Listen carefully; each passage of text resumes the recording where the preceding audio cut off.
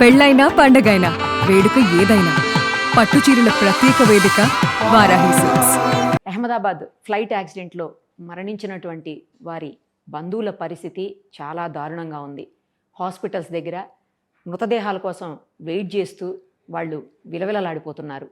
Bodies అన్నీ కూడా దారుణమైనటువంటి సిచ్యుయేషన్లో ముక్కలు ముక్కలు తునాతునకలు అయిపోవడంతో ఏం చేయాలో అర్థం కాక పళ్ళు, గోళ్ళు, డిఎన్ఏ టెస్టుల ద్వారా వాళ్ళ బాడీస్ని తిరిగి బంధువులకు అప్పగించేందుకు అధికారులు తమ వంతు ప్రయత్నాలు చేస్తూ ఉన్నారు. ఇందులో మరణించిన వాళ్ళవన్నీ కూడా ఒక్కొక్కరిది ఒక్కొక్క విషాదగాథ. ముందుగా క్యాప్టెన్స్ ఇద్దరిని చూద్దాం. ఈయన మెయిన్ క్యాప్టెను, తిను క్లైవ్ కుండర్, అలాగే సుమిత్ సబర్వాల్. ఈయన మెయిన్ పర్సన్ అనమాట. దాదాపు చాలా వేల గంటలు ఇద్దరు కూడా ఫ్లైట్స్ నడిపిన అనుభవం ఉంది. ఈయనకైతే 8,200 గంటల పాటు ఫ్లైట్స్ నడిపారంట. అతను కూడా 1,100 గంటల పాటు ఫ్లైట్ నడిపించినటువంటి అనుభవం ఉంది. సబర్వాల్ గారిది, ఎవరైతే సుమిత్ సబర్వాల్ ఉన్నారో, ఏంది చాలా విషాదగాథ. వాళ్ళ ఫాదర్కి 90 ఇయర్స్ అంట. 90 ఇయర్స్ ఫాదర్ని జస్ట్ ఒక 3 రోజుల ముందే ముంబైలో ఉండేటువంటి తండ్రిని కలిసి, నాన్న నీకు వయసు పైబడిపోతుంది కదా, నేను ఇంకా జాబ్ మానేసి నిన్నే చూసుకుంటాను నాన్న, నీతోనే ఉంటానని చెప్పి మాట ఇచ్చాడంట ఆయన. అది చేసిన 3 రోజులకే ఆయన మనిషి లేకుండా పోయినటువంటి పరిస్థితి. కేవలం 6 నిమిషాల్లోనే ప్రాణం గాల్లో కలిసిపోయింది. తండ్రి అయితే ఇంకెవరూ లేరు అతనికి తండ్రిని చూసుకోవడానికి కూడా. సో తండ్రి దారుణమైనటువంటి పరిస్థితుల్లో ఏడుస్తూ ఉన్న విజువల్స్ చూస్తుంటే చాలా హృదయ విదారకంగా అనిపిస్తోంది. ఇక ఈయన తండ్రి కూడా DGCA, director general of civil ఏవియేషన్లో దాదాపు చాలా కాలం పాటు పనిచేసి ఆయన రిటైర్ అయ్యారంట తండ్రి. అతని తల్లి కూడా దీంట్లోనే, అంటే ఫ్లైట్స్లోనే సహాయకురాలుగా ఏదో పనిచేస్తున్నారని చెప్తున్నారు. కుండర తల్లి కూడా.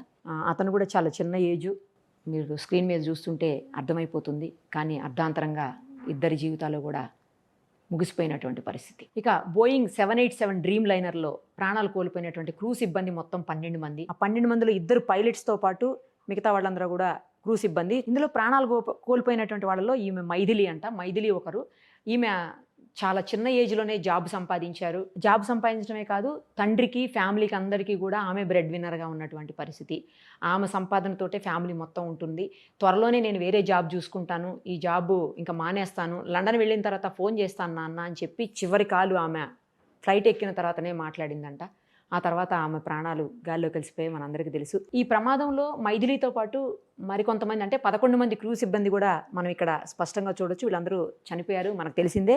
వీళ్ళందరిలో కూడా ఏంటంటే చాలామంది, మొత్తం అంతా కూడా మహారాష్ట్రకు సంబంధించిన వాళ్ళే, మహారాష్ట్రకు చెందిన వాళ్ళే. కొంతమంది 11 ఏళ్ళుగా పనిచేస్తున్న వాళ్ళు ఉన్నారు ఇందులో.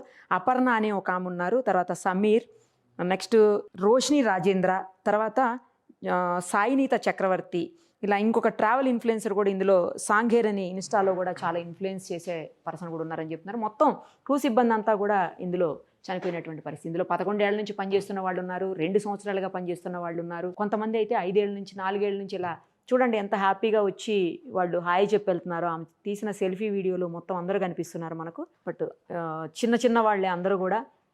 మేల్ సిబ్బంది కూడా ఉన్నారు, ఒకసారి చూడండి. ఇక ఇదే అహ్మదాబాద్ ఫ్లైట్ ప్రమాదంలో మరణించినటువంటి ప్రదీక్ జోషి అనే డాక్టర్ విషాద గాథ ఇది. ఈయన గత 6 ఏళ్లుగా లండన్లో జాబ్ చేస్తున్నారు. ఆయన భార్య వచ్చేసి, ఆమె కూడా డాక్టరు, రాజస్థాన్లోనే ఆవిడ హాస్పిటల్లో పనిచేస్తున్నటువంటి పరిస్థితి. వాళ్ళకి 3 పిల్లలు, 2 అందులో కమల పిల్లలు, ఒక పాప, మొత్తం 3 పిల్లలు.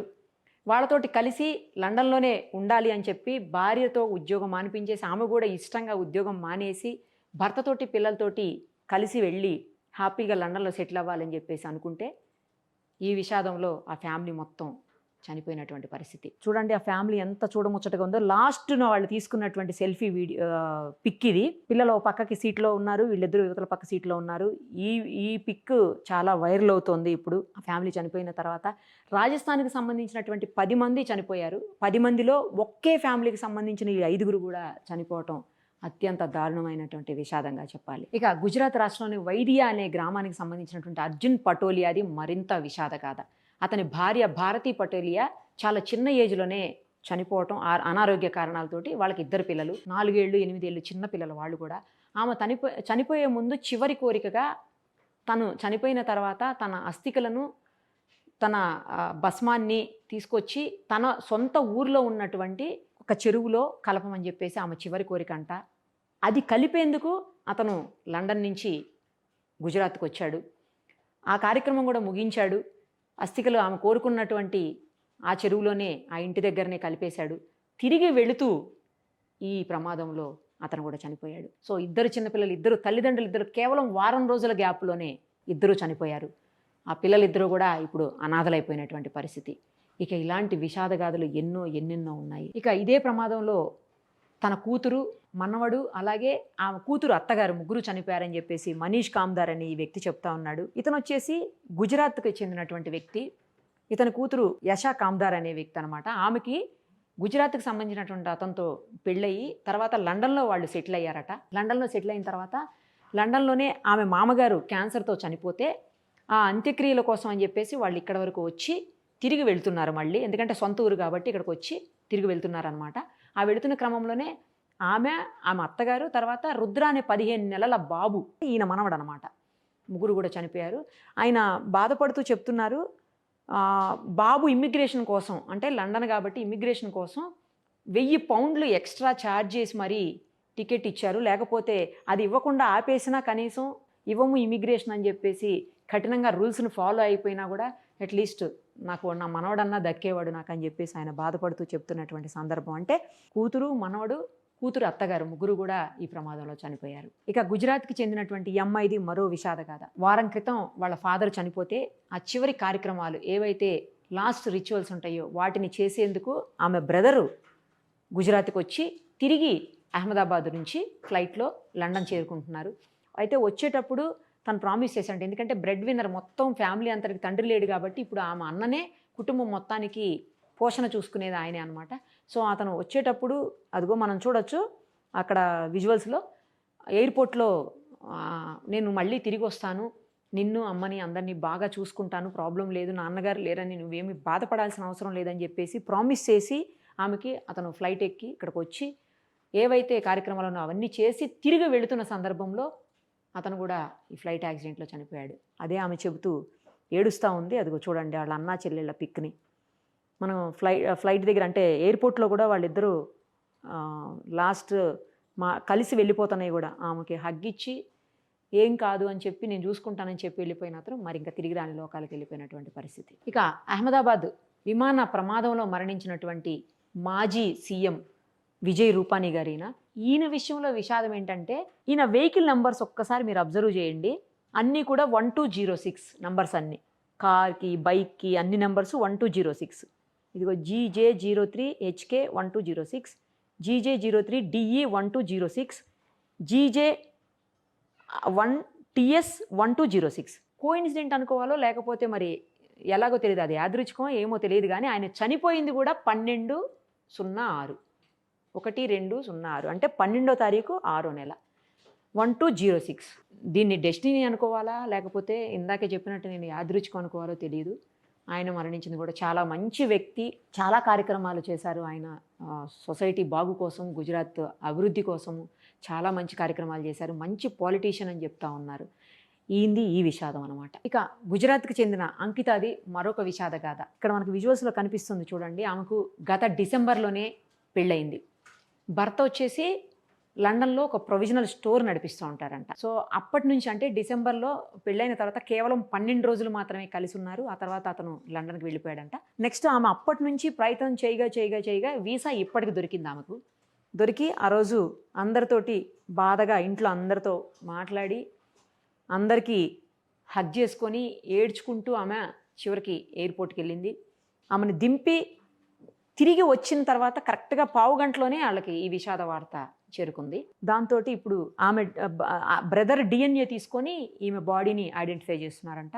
ఆమెకు ఎయిర్పోర్ట్లో ఘన స్వాగతం పలికి హ్యాపీగా తీసుకెళ్ళి ఇద్దరు ఎంజాయ్ చేయాల్సినటువంటి పరిస్థితుల్లో భర్త ఆమె అవశేషాలను తీసుకెళ్ళడానికి ఇక్కడికి వచ్చేటువంటి పరిస్థితి లండన్ నుంచి. ఇక ఉత్తరప్రదేశ్లోని ఆగ్రాకి చెందినటువంటి నీరజ్, అపర్ణ దంపతులకు మొత్తం ప్రయాణం చేయటం అంటే ఇష్టం అంట. దేశ విదేశాలు తిరగటం కూడా వాళ్ళకి చాలా ఇంట్రెస్ట్ ఉంటుందంట. ఎవ్రీ సమ్మర్లో కూడా వాళ్ళు విదేశాలకు వెళుతూ ఉంటారంట. వాళ్ళ 18 ఏళ్ల అమ్మాయి కూడా వీళ్ళతో పాటు వెళ్ళటానికి లండన్కి టికెట్స్ రిజర్వేషన్ చేయించుకున్నాక ఆ నీరజ్ గారి మదర్కి, అంటే ఆ అమ్మాయి వాళ్ళ నాన్నమ్మకి బాగలేకపోవడంతో ఆమె డ్రాప్ అయిపోయిందంట కూతురు. సో తల్లిదండ్రి ఇద్దరు వెళ్ళారు.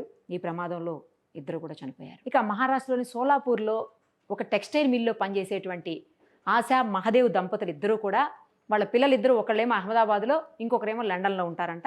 లండన్లో ఉన్నటువంటి కొడుకు దగ్గరికి వెళ్ళి కొద్ది రోజులు చూసొద్దాము, అక్కడే కొద్ది రోజులు ఉండొద్దామని చెప్పేసి బయలుదేరి వెళ్ళి వాళ్ళిద్దరూ కూడా ఈ దుర్ఘటనలో మృతి చెందారు. ఇక మహారాష్ట్రలోని ఇండోర్కి చెందినటువంటి హర్ప్రీత్ కౌర్, ఆమె సాఫ్ట్వేర్ ఎంప్లాయీ, బెంగళూరులో వర్క్ చేస్తారట. ఆమె భర్త లండన్లో సాఫ్ట్వేర్ ఎంప్లాయీ. అయితే ఈ నెల 19కి రిజర్వేషన్ చేయించుకుందాము ఊరు వెళ్ళడానికి లండన్ హస్బెండ్ దగ్గరికి అని అనుకుని 16వ తారీఖున భర్తది పుట్టినరోజు ఉందని చెప్పేసి ఆవిడ ముందుగానే ప్రయాణాన్ని మొదలుపెట్టారట. సో ఈ దుర్ఘటనలో ఆవిడ కూడా జీవితాన్ని కోల్పోయారు. ఇక విమాన ప్రమాదం జరిగింది తెలుసు, అందులో ఉన్న వాళ్ళందరూ ఒక్క మనిషి తప్ప అందరూ చనిపోయారు, అదంతా కూడా మనకు తెలుసు. కానీ విమానం వెళ్ళి తాకిన ప్రదేశం ఏదైతే ఉందో అది కాలేజీకి సంబంధించిన, మెడికల్ కాలేజీకి సంబంధించిన హాస్టల్. అదే హాస్టల్ దగ్గర ఒక చెట్టు కింద టీ స్టాల్ నడుపుకునేటువంటి సీతాబెన్, ఆమె కుమారుడు ఇద్దరు కూడా పక్కపక్కకే ఉన్నారంట. 14 ఏళ్ల పిల్లోడు, ఆ పిల్లోడు ఆకాష్ అని చెప్పేసి. ఈ సీతాబెన్ టీ చేస్తూ ఉన్న టైంలోనే ఆ అబ్బాయి నిద్రపోతున్నాడంట పక్కనే మంచం పైన. ఎప్పుడైతే విమానం కింద పడిపోయిందో ఆ శకలం వచ్చి ఆ అబ్బాయికి తగిలి అక్కడికక్కడే మాడి మసైపోయాడంట ఆ పిల్లోడు. ఇక తల్లి ఆ పిల్లోడిని కాపాడుకునే ప్రయత్నంలో తను చేసినటువంటి ఏదైతే రెస్క్యూ చేయడానికి ట్రై చేసిందో ఆ సమయంలో ఆమె కూడా చాలా తీవ్రంగా గాయపడి ఇప్పుడు హాస్పిటల్లో చికిత్స పొందుతున్నటువంటి పరిస్థితి. ఇక భవిక్ మహేశ్వర్ అని 26 ఏళ్ల వ్యక్తి, లండన్లో జాబ్ చేసేటువంటి వ్యక్తి, వడోదరాకి 15 రోజుల క్రితమే వచ్చున్నారంట.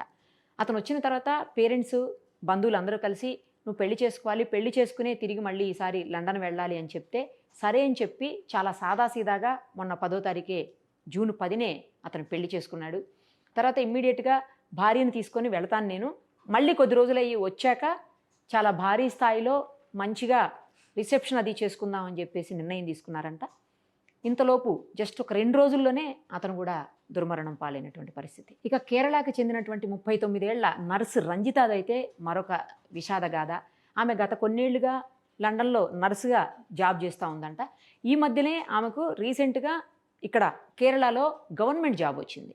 గవర్నమెంట్ జాబ్ రావడంతో అక్కడ రిజైన్ చేసేసి ఇక్కడ వచ్చి జాయిన్ అవుదాం అనుకుని కూడా మళ్ళీ కాదులే, ముందు ఇక్కడ జాయిన్ అయిన తర్వాత వెళ్ళి అక్కడ రిజైన్ చేద్దామని చెప్పి ఆవిడ రీసెంట్గా ఇండియాకి వచ్చారంట. వచ్చి ఇక్కడ 2 పిల్లలు కూడా ఆమెకు, వాళ్ళందరినీ కూడా తీసుకొని బయలుదేరదాము అక్కడికి, ఊరికే ఒక లండన్ ట్రిప్ వేసి వద్దామని. మళ్ళీ పిల్లలు డ్రాప్ అయిపోతే ఈమె ఇక్కడ జాబ్లో జాయిన్ అయిపోయి అక్కడికి వెళ్ళి రిజైన్ చేసేసి లగేజ్ అంతా సర్దుకుని వెనక్కి రావాలని చెప్పి ఆవిడ ఫ్లైట్ కేరళ నుంచి చేసుకున్నారంట. యాక్చువల్గా ఆ ఫ్లైట్ క్యాన్సిల్ అవడంతో అహ్మదాబాద్ నుంచి మార్చుకున్నారంట ఆమె జర్నీని.